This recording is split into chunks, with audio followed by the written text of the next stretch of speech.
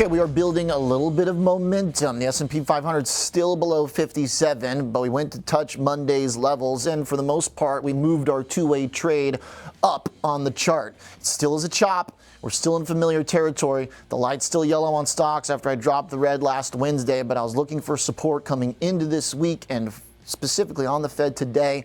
So the Fed put may not be a very powerful one. And as I talked about yesterday, it's got some tweaks to it.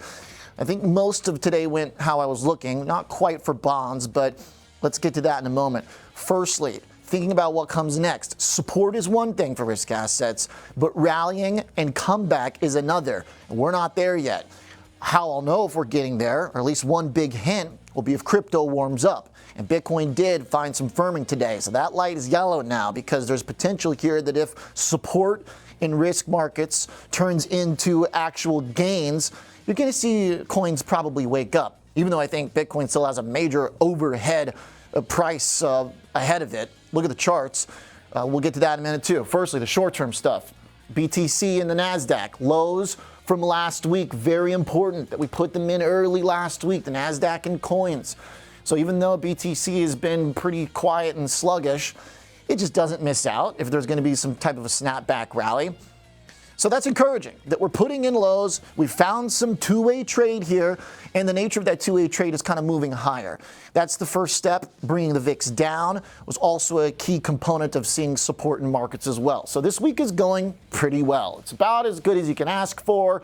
Obviously, it'd be nice if we were ripping to the upside, but you got to take it one step at a time. And finding your footing is the first thing to do before then you start running again.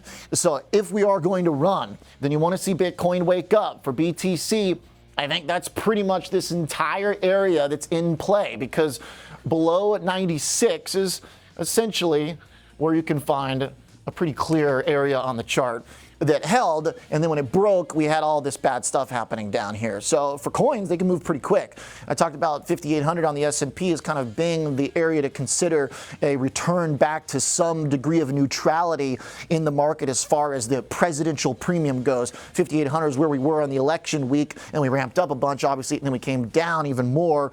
So for Bitcoin, I think the equivalent level, by the way, it never touched its election level, but for BTC, I think that's basically looking at like 96, where you could have a rally.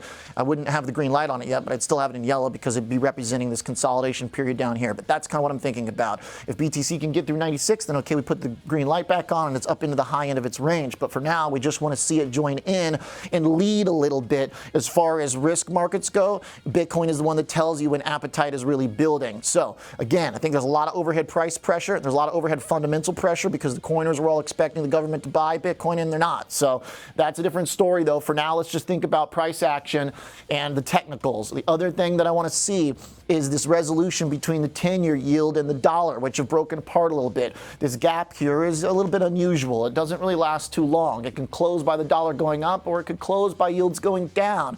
Today, I was surprised that yields were down and the bonds firmed. Even though it looks like we're going to get the cuts, I'm watching for a fade in bonds still and strength in the dollar. We got the dollar strength that I was looking for, but I'd be careful about assuming just because the Fed is going to cut that yields are going to go down. That was the point yesterday. When they started cutting last year, yields went up. Why? Because it helps support the economy. Jerome Powell sounded supportive of the economy today, and that is basically the bar none. That's what we wanted. So the dollar firms, reflecting the economic stability.